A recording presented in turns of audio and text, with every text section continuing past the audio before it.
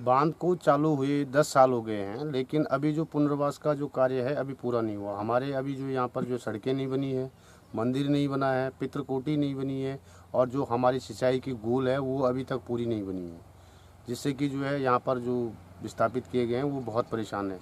Light की अभी बड़ी दिक्कत है। ये स्कूल जो है पुनर्वास ने बिल्डिंग जो बनाई है, लेकिन अब ये पूरी खंडर की हालत में हो गई थी और हमें जो है मजबूरी होकर के इसमें इतना सारा 2-2.5 लाख रुपए खर्चा करना पड़ा। खर्चा करने के बाद जो है हम लोगों ने सभी विस्थापितों ने इकट्ठे होकर के जो है ट्रस्ट बनाया, क्योंकि जो है यहाँ पर स्कूल नहीं था, स्कूल की व्यवस्था नहीं थी। हमारी संस्कृति को, हमारे बच्चों को जो है खतरा हो रहा था और अनपढ़ रह रहे थे, और दूर दराज जो है हमारे पास आने जाने के लिए ना कोई साधन था, ना कोई व्यवस्था थी। ये मजबूर होकर के हमने एक ट्रस्ट बनाया है, और ट्रस्ट बनाने के बाद हमने शिक्षा विभाग से मान्यता प्राप्त ली है, और तब जाके हम अपने बच्चों को पढ़ा रहे हैं, जिसमें कि हमने 8-10 मास्टर रखे हैं।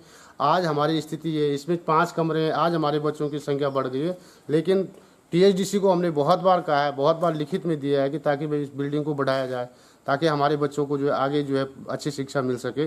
लेकिन जो है सरकार हमारी पुनर्वास जो है एक बार भी सुनने को तैयार नहीं है, जिससे हमने जो है बहुत प्रयास किया है, और अपने पल्ले का जो है जो हमारे पास पैसा था 2-2.5-3 लाख रुपए हमने इकट्ठा करके लगाया है।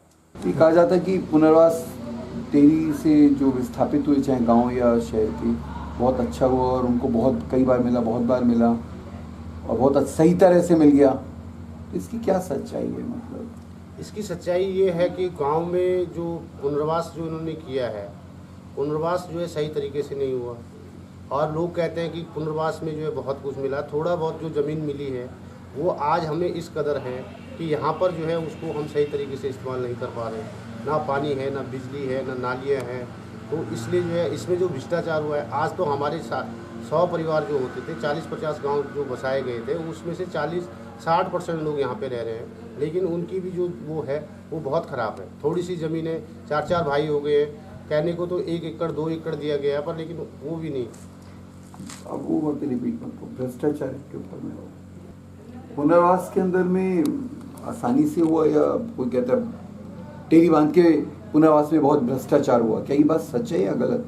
पुनर्वास में भ्रष्टाचार बहुत ज़्यादा हुआ है। जो छोटे छोटे हमारे ऐसे काश्तकार थे, एससी थे, एसटी थे, उन लोगों ने जो वहीं पे अपने जो पीले कागज़ दिए गए थे वो वहीं पे बेचे गए। उन लोगों को जो है वहीं पे इन्होंने जो है आपस में बुक करके जो है बेच दिया है। कैसे?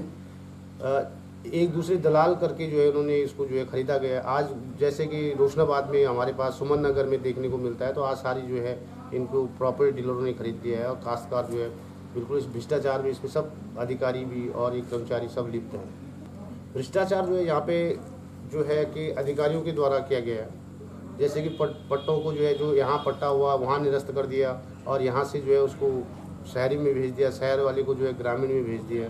ये सब अधिकारियों के माध्यम से हुआ है। जो यहाँ पर जो है विस्थापितों का जो भ्रष्टाचार का जो वो मुद्दा है वो इस प्रकार से है, जैसे कि हम लोग गांव में रहते थे, थोड़ा सा ज़मीन थी, पर जो यहाँ पर जो है डीलर लोगों ने क्या किया है, गांव में जाना और उसको जो है शराब पिला के, आज शराब पिलाई, कल उसको अपनी गाड़ी में लेके आता था, थोड़ा सा घुमाया, फिर उसको मैच्योर किया कि भाई यहाँ गर्मी है, मच्छर है, इस प्रकार की वो करके आज शराब पिला करके कल जो है उसको अधिकारियों से मिला करके, अरे यहाँ क्या होगा, यहाँ तो कुछ नहीं होगा।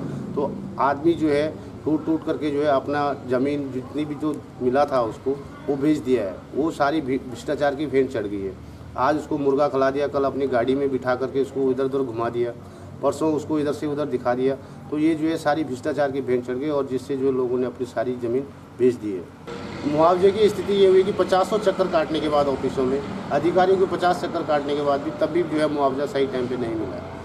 मुआवजा जो है ऑफिसों के चक्कर काट काट के, क्योंकि टीरी हमारा गांव से एक तो ऊपर से डीएम साहब ने जो है फाटक बंद कर दिए थे, पानी ऊपर ऊपर बढ़ रहा था, और तहसील में जाओ, फिर तहसील से ऊपर पुनर्वास में जाओ, पुनर्वास के चक्कर लगाते लगाते लोग थक हार गए थे। बड़ी मुश्किल से जो है लोगों को वहाँ पे अधिकारियों ने जो है बिना ले दे के कभी काम होता ही नहीं था। जैसे कि स्क्रिशे की आप बात कर रहे हैं, तो उसमें जो है 40,000 रुपये एक आदमी को रखा गया था, लेकिन उसमें भी धांधलियाँ कई हुई है, कई चीज़ें उन्होंने जो है उसको वो जो है भेंट चढ़ गया उसकी रिश्वत की।